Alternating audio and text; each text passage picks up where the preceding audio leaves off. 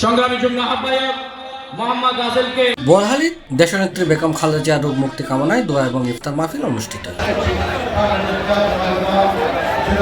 March 24 তারিখ সোমবার উপজেলা শাকপুরা ইউনিয়ন যুবদল শ্রমিক দল মৎস্যজীবী দলের উদ্যোগে শাকপুরা ইউনিয়ন পরিষদ মাঠত সাবেক ইউনিয়ন বিএনপি সভাপতি আব্দুল আওয়াল মঞ্জুর সভাপতিত্বে উপজেলা যুবদলের আহ্বায়ক SM রবিউল হাসান ইকবালের সঞ্চালনায় এটা প্রধান অতিথি ছিল উপজেলা বিএনপির সাবেক সভাপতি আলহাজ মোহাম্মদ আজিজুল হক চেয়ারম্যান। প্রধান বক্তা ছিল উপজেলা বিএনপির সাবেক আহ্বায়ক শওকত আলম শওকত।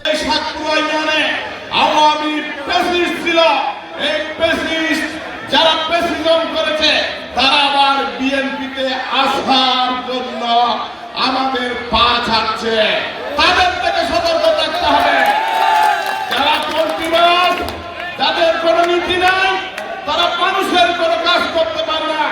যাদের নীতি নৈতিকতা বিসর্জন দিয়ে আওয়ামী লীগের চাটুকারিতা করেছে এবং আবার বিএনপির চাটুকারিতা করার জন্য আমাদের ভিতরে ঢুকে গেছে, তাদের থেকে সতর্ক থাকতে হবে।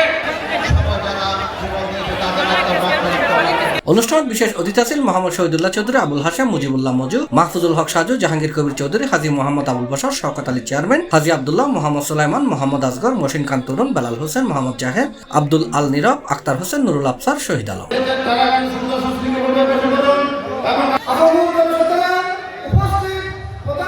আজকের উপস্থিত সম্মানিত সভাপতি যুগ্ম আহ্বায়ক জনাব নজরুল ইসলাম টুলুকে শুভেচ্ছা। আমার বড় ভাই জনাব মহম্মদ ভাই, উপস্থিত সভাপতি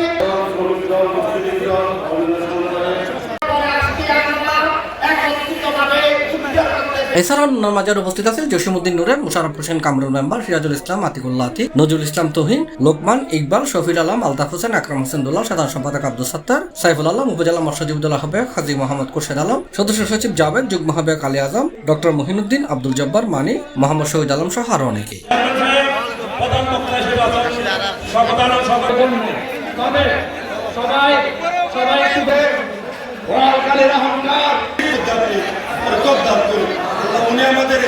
C+ TV চট্টগ্রাম।